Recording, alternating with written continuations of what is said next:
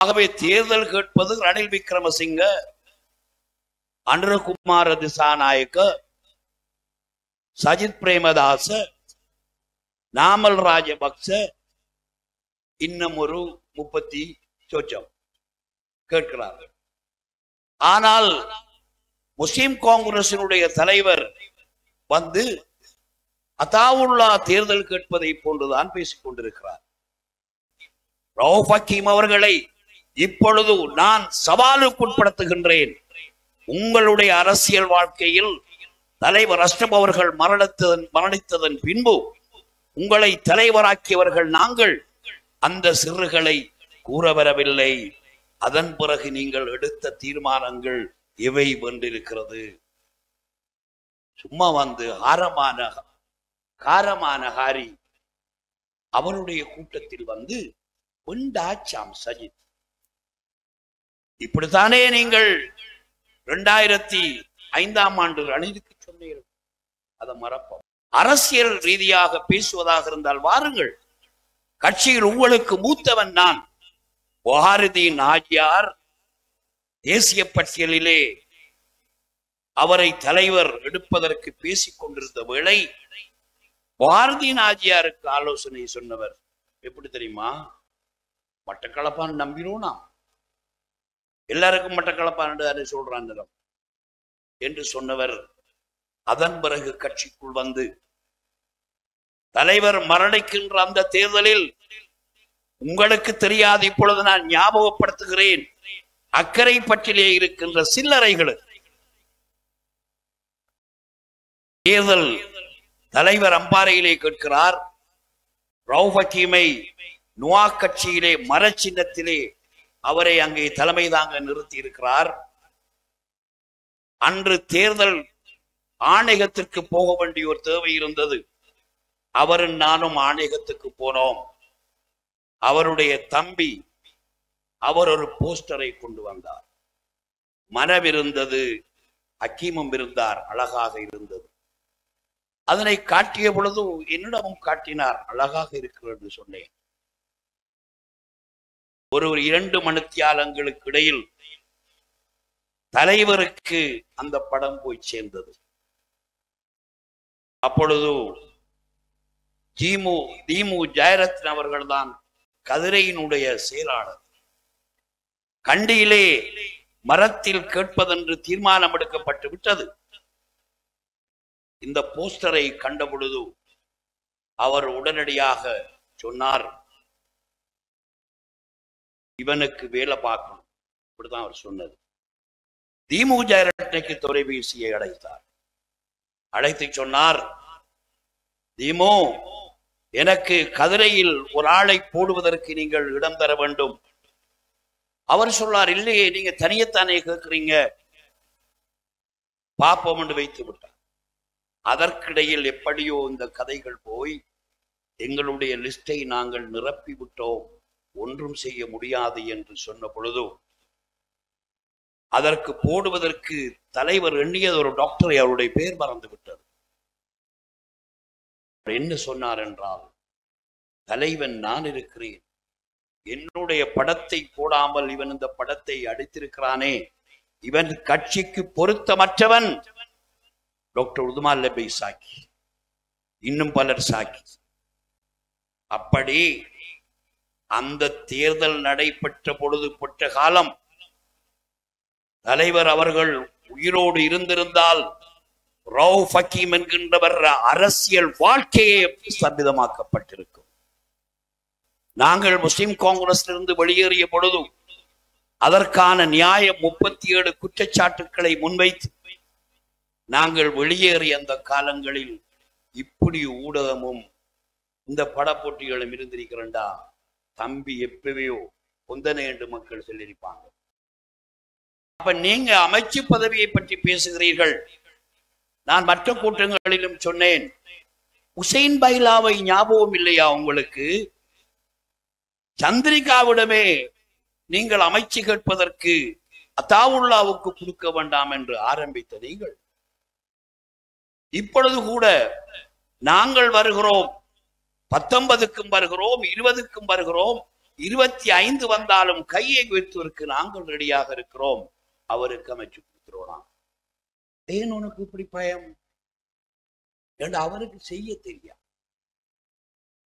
உண்மையில் ஒரு urban development water supply இந்த மினிஸ்ட்ரி தன் கையில் இருக்கிறது. அந்த மக்கள் அக்குருடை மக்கள் உண்மை எவ்வளவு பாவம். அந்த மக்களை பார்த்து நாட்டின் பெரும்பான்மை சமூகம் அவர்களை திட்டுகிற அளவுக்கு நடந்திருக்கிறார்கள். புத்தி உள்ளவர்களுக்கு, இந்த நாட்டில் வாழுகிற முஸ்லிம் சமுதாயம், புத்தி உள்ள முஸ்லிம் சமுதாயத்தாருக்கு ரவுஃப் ஹக்கீம் இதுவரைக்கும் நாட்டுக்கு செய்ததென்ன, முஸ்லிம் சமுதாயத்துக்கு செய்ததென்ன, தனக்கு வாக்களித்த லட்சக்கணக்கான மக்களின் பிராந்தியங்களுக்கு செய்ததென்ன, அவர் எப்படி வழிகாட்டினார் என்கின்ற லிஸ்டை அவர் வெளிப்படுத்த வேண்டும். நல்லம் இல்லவாப்பா, எங்கள்கிட்ட கேட்டா நாங்க சொல்றோம், எங்கள்கிட்ட கேளுங்க. ஆறாவது நீங்க என்ன செஞ்சீங்க கேட்டா சொல்லுவோம். நம்பிக்கை தானே உங்களுக்கு. ஓ, கடைசியா ஏதோ ஒரு பேட்டிக்கு எல்லாரையும் கூப்பிட்டு நானும் ரெடியான ஒரு நடக்கல, தனிய போயிருந்து கொண்டு இந்த அத்தாவுல்லா போன்றோர் என்று சும்மா தொடங்க தேவை. வெற்றி வேட்பாளர் அவருக்கு தான் தெரியுமாம், நாம பார்ப்போத்தல் கதை மாதிரி வைத்தமாம். இது நாங்கள் வெற்றியை தீர்மானித்து பல தேர்தல்களிலே காட்டியவர்கள். ஆகவே தேர்தல் கேட்பது ரணில் விக்ரமசிங்க, அனுரகுமார திசாநாயக்க, சஜித் பிரேமதாச, நாமல் ராஜபக்ச, இன்னும் ஒரு 30 சொச்சம் கேட்கிறார்கள். ஆனால் முஸ்லிம் காங்கிரசினுடைய தலைவர் வந்து அத்தாவுல்லா தேர்தல் கேட்பதை போன்றுதான் பேசிக் கொண்டிருக்கிறார். அட்டாளச்சேனைக்கு வந்தார். உண்மையில் எப்பொழுதோ என்றோ சஜித் பிரேமதாச ஒரு வளர வேண்டியவர், சின்ன பிள்ளை என்பதற்காக எப்பொழுதோ ஒரு பால் போத்தல் கதை வந்தது. பிரச்சனை என்னவென்றால், இந்த ரவுஃப் ஹக்கீம் அவர்கள் இன்னமும் திருந்தவில்லை. அவர் திருந்தவே மாட்டார். ஜனாதிபதி தேர்தலிலே சஜித் பிரேமதாசாவிற்கு ஏன் வாக்கு போட வேண்டும் என்று பேச வேண்டியவர் அத்தாவுல்லா இவரை பால் போத்தலங்கார் என்று தமிழையும் சொன்னார். பரவாயில்லை, அந்த கையோடு அந்த மேடையிலே இருந்த நமது ஒரு உடன்பிறப்பு சொல்லுகிறான், அவருடைய காதிலே போய் உன்னை பால்போத்தல் என்று சொல்லுகிறார் என்று சிங்களத்தில் சொன்னார். இது எப்படி? இப்படி எப்படி மனம் வருகிறது? இப்படி கூட்டிக் கொடுக்கின்ற வேலைகளை ஏன் செய்கிறீர்கள்? அதனையும் விட்டோம். நேற்று முந்த நாள் அந்த காரமான ஹாரியின் ஒழுங்கையில், காரமான ஹாரியின் ஒழுங்கையில் கடை கட்டி மீதமான ஒரு வழியிலே பைசிக்கிளிலும் வாகனங்களிலும் கொண்டு வந்த அவர்களில் போராளிகள் என்ற பெயரில் கொண்டு வரப்பட்ட பாவம் கட்சிக்கு டான்ஸ் அடிக்கானர்கள். லைவ்ல பார்த்திருப்பீர்கள். மூளைக்கும் அவர்களுக்கும் எந்த விதமான சம்பந்தமும் இல்லை. இவர்களை கொண்டு வந்து வைத்துவிட்டு அக்கரைப்பற்றிலே பேச முடியும் என்று நினைத்தாரோ தெரியவில்லை, அவரை பாட்டுக்கு பேசியிருக்கார். நான் சொன்னேன், ஒன்றும் வேணாம், வந்தாள் என்னத பேசுறாண்டு கேளுங்கடாண்டு. ஒன்று அவர் பேசியிருக்கிறார். இந்த அக்கரைப்பற்றினுடைய மைந்தன் புடைசூழ காத்தாங்குடியிலே இறங்கி இது பகிர்றாராம். என்னது? விஞ்ஞாபனம் பகிர்றாராம். ரணில் அராமரிக்கு காத்தாங்குள்ள பகிரல். இதனை ஏன் சொல்கிறேன் என்றால், நமது ஊர்களினுடைய பெயர்கள் கூட அவருக்கு தெரியாது. கஞ்சி குடிச்சார் என்று சொன்ன பொழுது எங்க கஞ்சி குடிக்காங்கன்னு கேட்டவர்.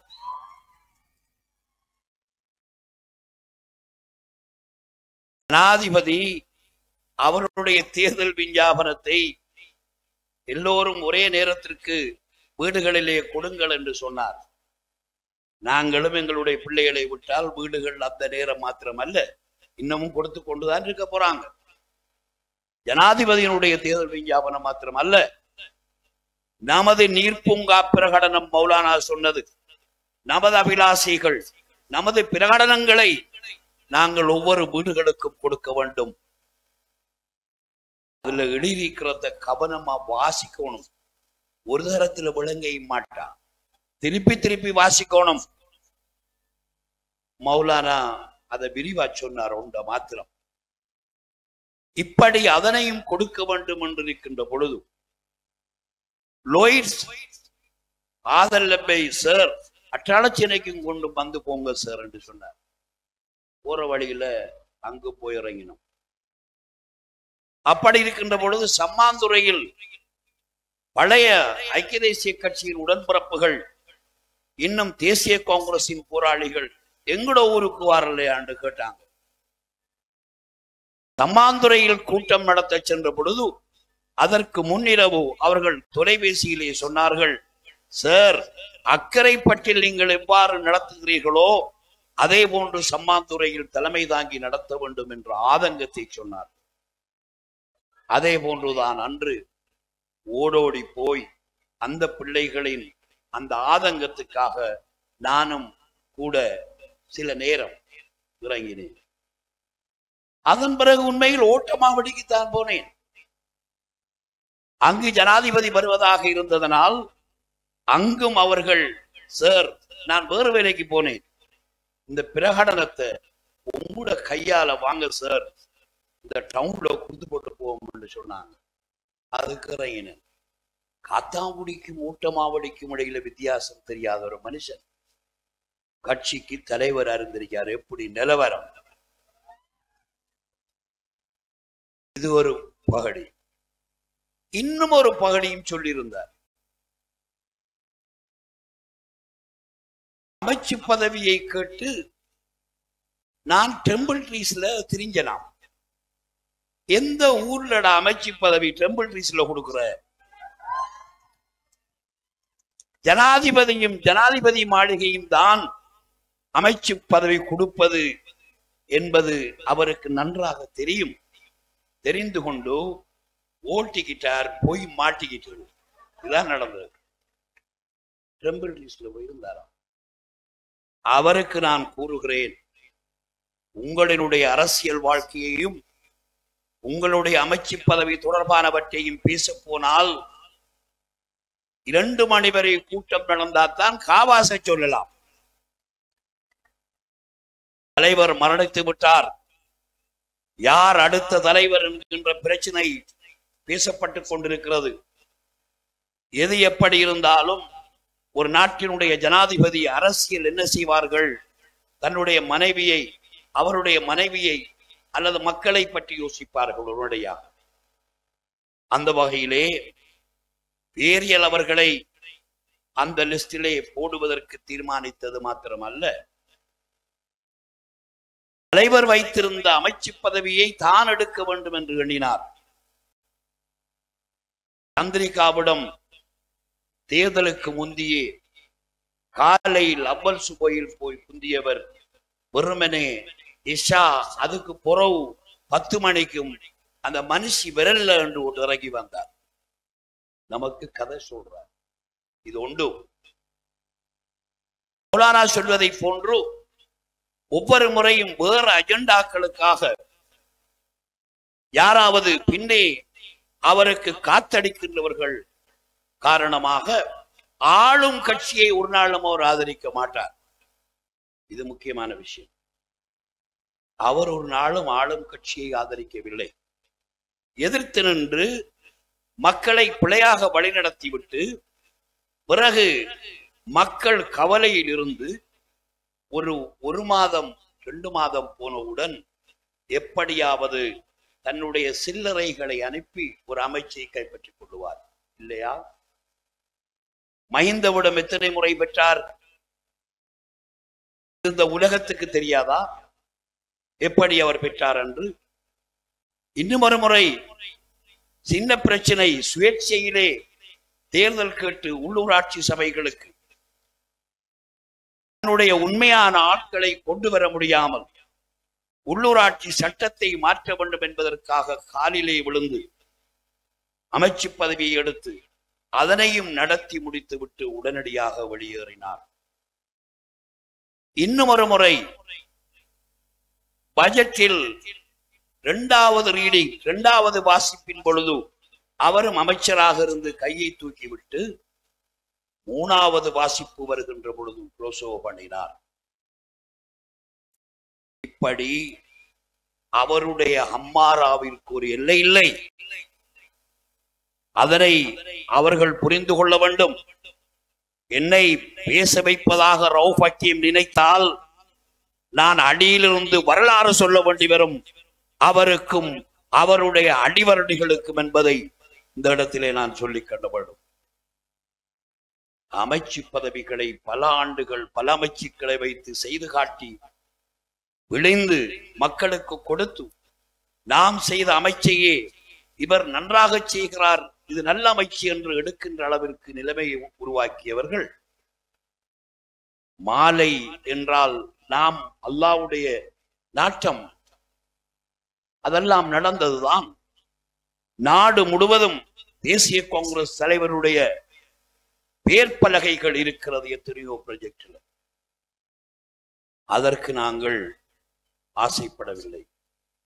இது அவருக்கு சில விஷயங்களை நாம சொல்லணும் என்றுதான் நினைக்கிறோம். இதுல மௌலானா ஆகப்பெரிய பிரச்சனை என்னவென்றால், தலைவர் அஷ்ரப் அவர்கள் ஒவ்வொரு தேர்தலிலும் எந்த பக்கம் நியாயமானது, பெரும்பான்மை மக்கள் எங்கே இருக்கிறார்கள், நாம் எவ்வாறு இருக்க வேண்டும் என்று வழிகாட்டி வெற்றி கண்டவர். ஒரு முறை அல்ல, பிரேமதாசாவுடைய விடயமும் அதுதான். அந்த இடத்திற்கு நாங்கள் வரவில்லை, இன்னும் பேசுவதற்கு நிறைய இருக்கிறது. ஒரு முறையாவது இந்த நாட்டில் யார் வெல்லுவார், யாரை ஜனாதிபதியாக்க முடியும் என்று இதுவரைக்கும் தீர்மானம் எடுக்கவில்லை. இதைவிடவும் மிக முக்கியமான விஷயங்கள் இருக்கிறது. அந்த காலங்களில் இவருடைய போக்கு, இவருடைய நடவடிக்கைகளினால் நமது மக்கள் அவரை விட்டு வெளியேற வேண்டிய தேவை வந்த பொழுது உடனடியாக என்னை வளைத்து சஹீத் லாயர் அப்படி ஒரு பலரையும் கொண்டு வந்து எனக்கு பாரிய அழுத்தங்கள் தந்து எல்லாவற்றையும் மன்னித்து விடுவோம், காணிவேலுக்கு வாங்க அல்லாஹ்க்காக சாப்பாடும் ஆயத்தப்படுத்தி ஒரு கூட்டம் நடந்தது. அந்த கூட்டத்தில் காரசாரமான கூட்டம். அவருடைய வீட்டில் ஆரம்பிக்கின்ற பொழுது கேட்டேன், தலைவர் மரணித்ததன் பிறகு நீங்கள் தலைவராக வந்து இதுவரைக்கும் எடுத்த எந்த அரசியல் தீர்மானங்கள் வெற்றி பெற்றிருக்கிறது, ஒன்றை சொல்லுங்கள் என்று சொன்னேன். ஒன்றுமில்லை, ஒன்றுமே இல்லை. இது ஒரு புறம். வடக்கு மாகாணத்தினுடைய இனப்பிரச்சினை தொடர்பான தீர்வின் பொழுது நீங்கள் மாத்திரம் முடிவெடுக்காமல் இந்த வடகிழக்கிலே இருக்கின்ற முக்கியமான இந்த ஹைகமாண்ட் மெம்பர்ஸ் உதுமான் நபி அத்தாவுல்லா சேர்மன் மற்றவர்களையும் இணைத்து நீங்கள் அந்த முடிவை எடுங்கள், ஒன்றாய் போய் பார்ப்போம் என்று சொன்னேன். ஓம் என்று கூட்டக்குறிப்பில் எழுதினார்கள். இல்லை, அதே போன்றுதான் இந்த நாட்டில் அவர் எடுத்த அரசியல் தீர்மானங்கள் ஒரு நாளும் யார் ஜனாதிபதி ஆவார் என்று அவரால் கண்டுபிடிக்க முடியாது. துராவி பார்த்தாலும் மேலாது.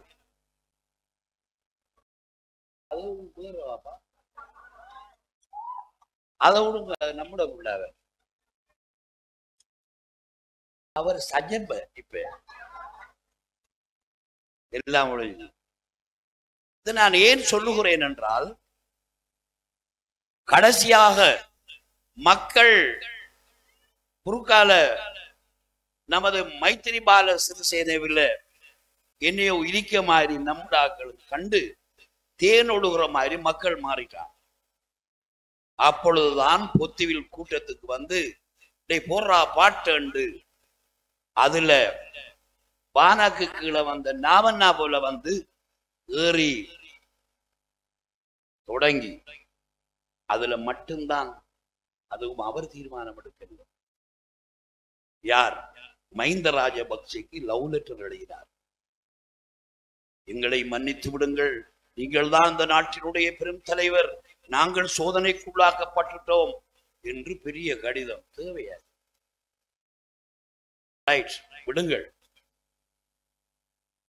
இது பல லட்சக்கணக்கான மக்கள் அவர்களுடைய மனநிலையை அல்லது சிங்கள மக்களின், முஸ்லிம் மக்களின், தமிழ் மக்களின், கிறிஸ்தவ மக்களின் மனநிலைகளை அறியாமல் தம்பி நடந்துட்டார் என்று சொல்லலாம். பாராளுமன்றத்தில் இருக்கிற 225 பேர்ல டலசுக்கு எத்தனை பேர் போடுவான், ரணிலுக்கு எத்தனை பேர் போடுவான் என்று கணக்கெடுக்க முடியாத ஒரு ஆள் நீங்க. அவர் அந்த காரமான ஹாரியின் கூட்டத்தில் வந்து சொல்லுகிறார், தேர்தலில் இப்ப போட்டி நாமலுக்கும் ரணிலுக்குமா, 6 கடைசியா வாரண்டு போட்டியா, கடுமையா மதிக்கிறானே அவர். மதிப்பில் அந்த உலகத்தில் அவர் அடிக்க ஆள் இல்லை. ஒரு தீர்மானத்தை கூட அந்த நாட்டில் ரவுஃப் ஹக்கீம் அவர்களை இப்பொழுது நான் சவாலுக்குட்படுத்துகின்றேன். உங்களுடைய அரசியல் வாழ்க்கையில் தலைவர் அஷ்டம் அவர்கள் மரணித்ததன் பின்பு உங்களை தலைவராக்கியவர்கள் நாங்கள். அந்த சிறுகளை கூற வரவில்லை. அதன் பிறகு நீங்கள் எடுத்த தீர்மானங்கள் இவை வென்றிருக்கிறது. சும்மா வந்து காரமான ஹாரி அவருடைய கூட்டத்தில் வந்து வெண்டாச்சாம் சஜித். இப்படித்தானே நீங்கள் 2005 ரணிலுக்கு சொன்னீர்கள், அதை மறப்போம். இப்படித்தானே சரத் பொன்சேகாவை கூட்டிக் கொண்டு வந்தீர்கள். நான் சொன்னனே, தேவையில்லாமல் ஒன்றை உருவாக்குவார். சரத் பொன்சேகா கேட்கிறார், நாங்க அவருக்கு ஆதரவளிப்போம் என்று சொல்லல. முஸ்லிம் காங்கிரசின் வேட்பாளர் சரத் பொன்சேகா அடியோட போனோம், ஆளே இல்லை. இப்ப நான் புறக்கி கூட்டம் போட்டு அவர் பட்டா சரி. ரணில் விக்ரமசிங்க இவ்வளவு அநியாயமாக அவருடைய அரசியல் வாழ்க்கையில் தோல்வியிட்டதற்கு 1ஆம் நம்பர் காரணம் பெறுதான். ஸ்ரீதேவி பெரிய அதிர்ஷ்டக்காரன், தொட்டா சரி. சஜித்துக்கிட்ட போயிருக்கார் என்று சும்மாவே ஒரு சாதி இதுவும் சேர்ந்தா எப்படி இருக்கும்? இதுக்குள்ள அதுவும் வேற எங்கேயாலும் பேசினாலும் பரவாயில்லை. அங்க கூட்டம் நடத்தோம்னா எங்க அக்குரணையில கிளிக்கானுகள் பெருசுறானுகள் அப்படியே பாயங்கான அணி அணியா. அதுக்கு அக்கரப்பத்துல இந்த சில்லறைகள் போய் சொன்னா நீ வந்து இந்த கதையெல்லாம் கதைக்கிறாப்பா. ரவுஃப் ஹக்கீமுக்கு அந்த யோக்கியதை இல்லை. கட்சி தொடர்பாக பேசுவதற்கு, முஸ்லிம் சமூகம் தொடர்பாக பேசுவதற்கு, முஸ்லிம் சமுதாயத்தினுடைய இருப்பு, அபிலாசைகள், காணி, நிலபுலம் பற்றி பேசுவதற்கு அவருக்கு அருகதை இல்லை. அவர் கண்ணாளை பராதாய். அவர் இந்து நேர்த்தல்ல. அவரை யாரு காத்தடித்து அனுப்புகிறார்கள், எதற்காக வருகிறார் என்று தெரியாது. என்னம்மாவ கடைசியா இஸ்புல்லாவுக்கு கௌரவம் கொடுத்திருக்கார். அடுத்த தலைவர் அவர் தான். அண்ணா இன்னா உளுந்திரும் மாற்று பின்னால போற மாதிரி கொஞ்சம் பேர் சொல்றாங்க. இவர்களை எல்லாம் பற்றி பேசி நமது காற்றின் இந்த இடைவெளியில் இவற்றை புகுத்தி அந்த காற்றையும் வழியையும் அசிங்கப்படுத்த நாங்கள் விரும்பவில்லை. நாங்கள் நீண்ட காலம் பேசி முடித்து விட்டது. நான் அதை சொல்லேன். நாங்கள் முஸ்லிம் காங்கிரஸிலிருந்து வெளியேறிய பொழுது அதற்கான நியாயம் 37 குற்றச்சாட்டுக்களை முன்வைத்து நாங்கள் வெளியேறிய அந்த காலங்களில் இப்படி ஊடகமும் இந்த படப்போட்டிகளும் இருந்திருக்கிறண்டா தம்பி எப்பவையோ பொந்தனை என்று மக்கள் சொல்லியிருப்பாங்க. ஆனால் அன்று நம்மை சந்திக்கின்ற நமது உரைகளை கேட்கின்ற ஒரு சிலர் மாத்திரம்தான் நம்மோடு வந்தார்கள். ஆகவே அவற்றை நாங்கள் மறந்து விடுவோம் என்று நினைத்தேன். அவற்றை அவருடைய பாசையில் கிடப்பில் போடுவோம் என்று நான் சிந்தித்தேன். அவர் உள்ளாரல்ல, கண்டி கிளப்புறார். ஆகவே இந்த கூட்டத்தில் நான் லேசாக தொட்டு வைக்கிறேன். எங்களுடைய நூர்ஜி மாஸ்டர் சொன்னதை போன்று, தம்பி பொந்தன நல்லமில்லை, அவருக்கு நாங்கள் இன்று எச்சரிக்கை செய்கிறோம். அரசியல் ரீதியாக பேசுவதாக இருந்தால் வாருங்கள். கட்சியில் உங்களுக்கு மூத்தவன் நான். வஹாருதீன் ஆஜியார் தேசிய பட்டியலிலே அவரை தலைவர் எடுப்பதற்கு பேசிக் கொண்டிருந்த வேளை வஹாருதீன் ஆஜியாருக்கு ஆலோசனை சொன்னவர் எப்படி தெரியுமா? மட்டக்களப்பான் நம்பினோம், நாம் எல்லாருக்கும் மட்டக்களப்பான் சொல்றான் என்று சொன்னவர் அதன் பிறகு கட்சிக்குள் வந்து தலைவர் மரணிக்கின்ற அந்த தேர்தலில் உங்களுக்கு தெரியாது, இப்பொழுது நான் ஞாபகப்படுத்துகிறேன், அக்கரை பற்றிலே இருக்கின்ற சில்லறைகள் தேர்தல் தலைவர் அம்பாறையிலே கேட்கிறார். ரவுஃப் ஹக்கீமை நுவா கட்சியிலே மரச்சின்னத்திலே அவரை அங்கே தலைமை தாங்க நிறுத்தி இருக்கிறார். அன்று தேர்தல் ஆணையகத்திற்கு போக வேண்டிய ஒரு தேவை இருந்தது. அவரும் நானும் ஆணையகத்துக்கு போனோம். அவருடைய தம்பி அவர் ஒரு போஸ்டரை கொண்டு வந்தார். மனம் இருந்தது, ஹக்கீமும் இருந்தார், அழகாக இருந்தது. அதனை காட்டிய பொழுது என்னிடமும் காட்டினார், அழகாக இருக்கிறது சொன்னேன். ஒரு 2 மணித்தியாலங்களுக்கு இடையில் தலைவருக்கு அந்த படம் போய் சேர்ந்தது. அப்பொழுது தீமு ஜெயரத்ன அவர்கள்தான் கதிரையினுடைய செயலாளர். கண்டியிலே மரத்தில் கேட்பதென்று தீர்மானம் எடுக்கப்பட்டு விட்டது. இந்த போஸ்டரை கண்ட பொழுது அவர் உடனடியாக சொன்னார், இவனுக்கு வேலை பார்க்கணும். இப்படிதான் அவர் சொன்னது. தீமு ஜெயரத்னைக்கு தொலைபேசியை அழைத்தார். அழைத்து சொன்னார், தீமு, எனக்கு கதிரையில் ஒரு ஆளை போடுவதற்கு நீங்கள் இடம் தர வேண்டும். அவர் சொன்னார், இல்லையே, நீங்க தனியத்தானே கேட்கிறீங்க,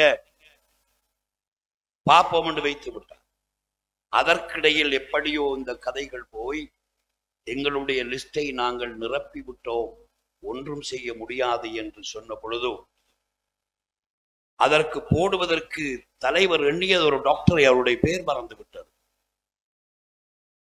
என்ன சொன்னார் என்றால், தலைவன் நான் இருக்கிறேன், என்னுடைய படத்தை போடாமல் இவன் இந்த படத்தை அடித்திருக்கிறானே, இவன் கட்சிக்கு பொருத்தமற்றவன். டாக்டர் உதுமான் லபை சாக்கி, இன்னும் பலர் சாக்கி. அப்படி அந்த தேர்தல் நடைபெற்ற பொழுது பட்ட காலம் தலைவர் அவர்கள் உயிரோடு இருந்திருந்தால் ரவுஃப் ஹக்கீம் என்கின்றவர் அரசியல் வாழ்க்கையே ஸ்தம்பிதமாக்கப்பட்டிருக்கும். அது ஒரு உணர்வு, உயிர். இப்பொழுதுதான் கட்சி என்பது வருகின்ற போகின்ற எல்லோரும் வருவார்கள், போவார்கள். ஆனால் அதில் விசுவாசமும் தலைமைத்துவ பண்பும் ஒன்றுக்கொன்று பிணைந்து நேரிய உணர்வுகளோடு ஒன்றிணைந்திருப்பது, அது நம்முடைய பிள்ளைகள் இருக்கிற மாதிரி. பெரிய கட்சி வளர்த்த பேச்சை பேசுகிறார். எத்தனை பேரை அவர் வளர்த்திருக்கிறார். தலைவர் அஷ்ரப் பலரை வளர்த்திருக்கிறார். தேசிய காங்கிரஸ் பலரை வளர்த்திருக்கின்றது. உங்களுக்கே தெரியும், உங்களோட மேடையில் இருக்கிறார்கள் எல்லாம் நாங்க ட்ரைனிங் கொடுத்து வட்டகரையினார்கள். எல்லாரும் ஒருவர் கூட அவருடைய ட்ரைனிங் எடுத்தவர் அல்ல. அங்கு ட்ரைனிங் எடுப்பதற்கு ஒன்றும் இல்லை, ஆள் பிடிக்கிற. கட்சி என்பது கொள்கை, காலத்தினுடைய தேவை, உணர்வு, உண்மை, சத்தியம், இவைகளை ஒன்றாக எடுத்துக்கொண்டு போவது. உங்கள்கிட்ட எத்தனை பேர் இருப்பாங்க? ஹிஸ்புல்லா இருப்பார். உறவு வேணுமெண்டா நீங்க பழைய பேச்சுக்களை சொல்லுங்க. இவர்தான் முஸ்லிம் சமூகத்தினுடைய சாபக்கேடு என்று சொல்லுவார் ஹக்கீம். அப்புறம் என்ன லீடரும் என்ன சாதி பாப்பா இதுக்குள்ள என்ன போட்டிருக்கா? நேரத்துக்கு நேரம் மாறுவதற்கு அப்படியானவர்களை சேர்ப்பதும் கழிப்பதும், அவர்களை சேர்த்துக் கொள்வதும். இது கொள்கை அல்ல, இது கட்சி அல்ல, இது ஒரு மாஃபியா. சந்தர்ப்பவாதத்திற்கு பாவிப்பது. உடனடியாக அவர்கள் போனாலும் கவலை இல்லை. எம்பிமார் ரணில் விக்ரமசிங்கவனுடைய கந்தோர்லையும் ஒபிஸ்லையும் தூங்கினது உங்களுக்கு இங்க தெரிய போகுது, எங்களுக்கு தானே தெரியும்.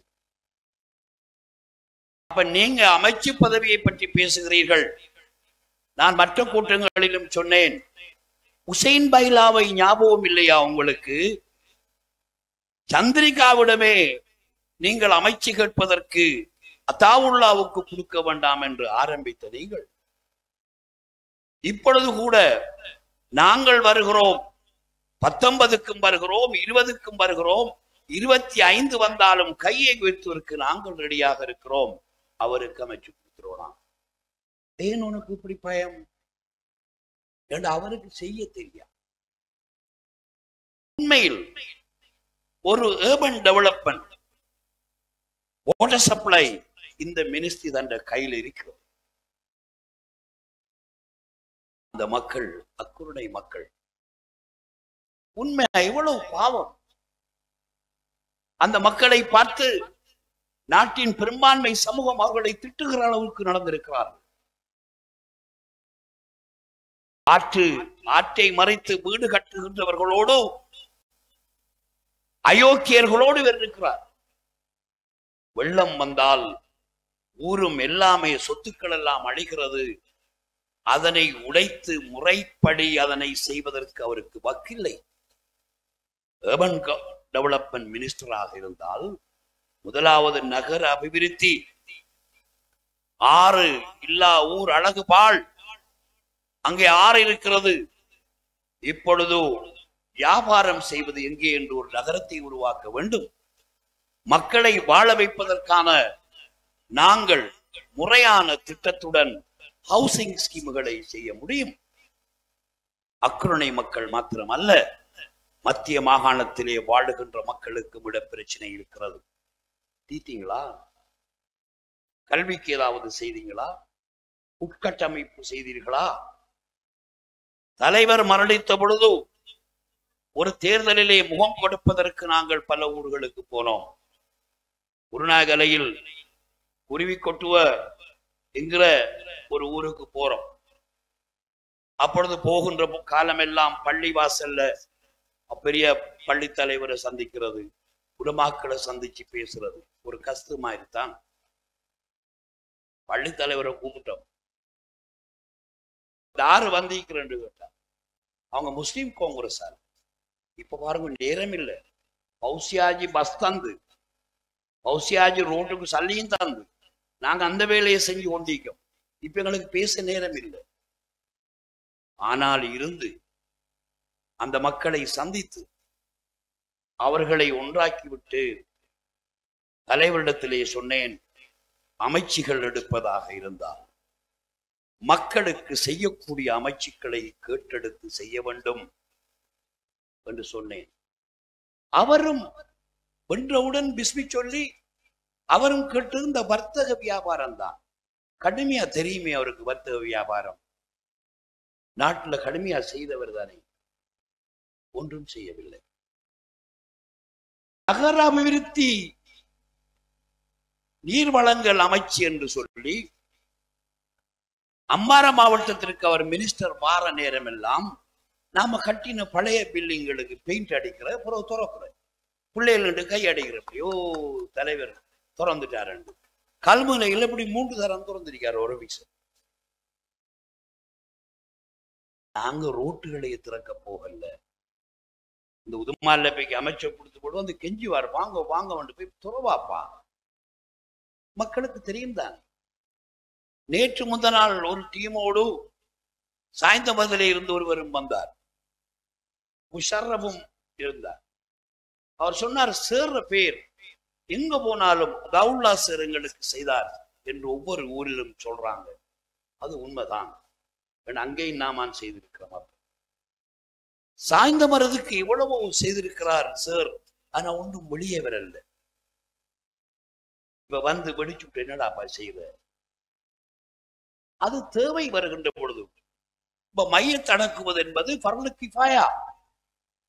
நெம்புகை என்ற ஒரு நிகழ்ச்சியை நடத்தினோம். அதிலே நான் அதை தெளிவாக சொல்லுகிறேன். மையத்து அடக்குற எரிக்கிற விஷயங்கள் முஸ்லிம்களை பொறுத்தவரையில் அது ஃபர்லு கிஃபாயா. ஒவ்வொருவரும் அதில் கவனமாக இருக்க வேண்டும். அவரவருக்கு தகுந்த பணிகளை செய்ய வேண்டும் என்று சொன்னோம். அப்ப என்ன வேலை செய்தோம்ங்கிறத இதோ நாங்கள் செய்திருக்கிறோம் என்று பிடிச்சு விட்டு காட்சிக்கலாமா?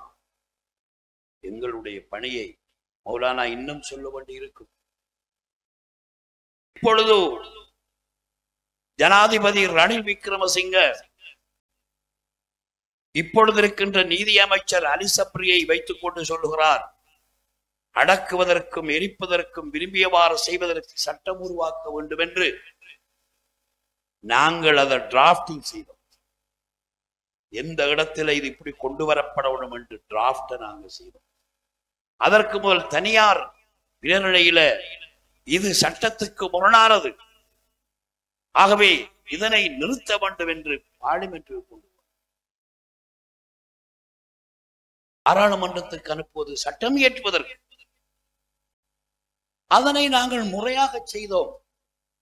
எந்த இடத்தில் காய் நகர்த்த வேண்டும் என்பதை இந்த இம்ரான்கான் வருவதற்கு 3 நாளைக்கு முன்பே நாங்கள் காய் நகர்த்தி வெற்றி பெற்றோம்.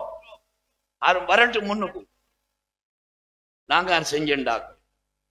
கொங்கிரீட் போடுத்தாரம் என்று கேட்ட லூசுகள் சொந்த காசுல. ஆகவே அந்த விடயங்களை நாங்கள் சொன்னோம். எங்களுடைய பிள்ளைகளும் அவனெல்லாம் இப்படி சொல்றான், நீங்க பேசாம இருந்தீங்களே என்று சொல்றோம். அண்மையில மௌலானாக்கும் ஒரு கவலை வந்து, எல்லாவற்றையும் நீங்கள் நகர்த்தி விட்டு நாம நேரம் சொல்லாம விட்டமே என்று சொன்னாங்க. அதுதான் தேசிய காங்கிரஸ். அவசியம் பெறக்கூட சொன்னா போதும். இப்ப அவங்கானே கண்டித்தாராங்க, நாம சும்மாரிக்கம் செய்தாக. ஒரு எம்பி வரட்டும் பார்க்க, பைசல் காசிம் வரட்டும், ஹரிஸ் வரட்டும், இல்லாட்டி மற்றவர்கள் வரட்டும், ரவுஃப் ஹக்கீம் வரட்டும், அல்லது அன்றாபுரத்தில் இருக்கிற ரஹ்மான் வரட்டும், வந்து சொல்லட்டும்.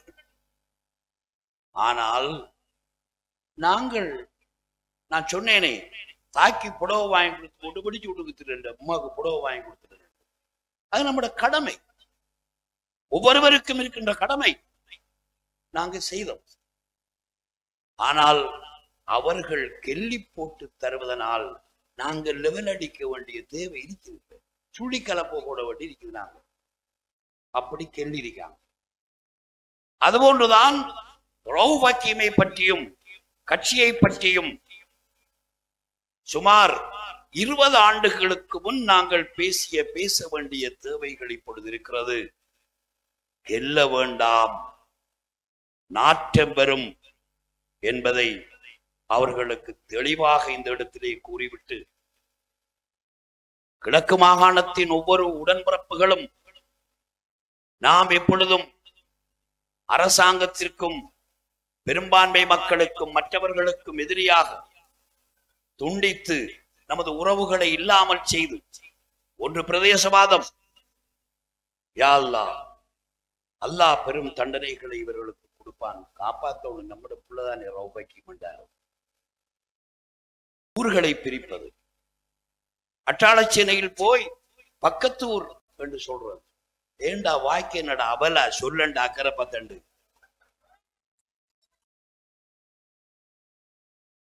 அப்படி சொல்றானே. அப்படி சொல்றதுக்கு தைரியம் வேணும். அக்கறை பற்றிலே அந்த அத்தாவுல்லான்னு சொல்ல. எங்கள பாஷையில பொம்பளை விட்டா வேற மாதிரி செல்வாள். கூடுற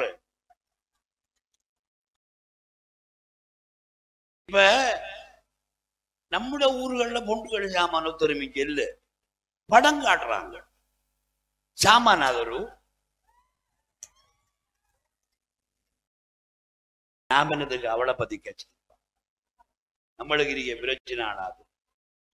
ஆகவே அவங்க இப்ப படம் காட்டுறதுக்கு ஆள் கொண்டாடுறாங்க. டேய், படம் காட்டுவோம் நம்மப்பா.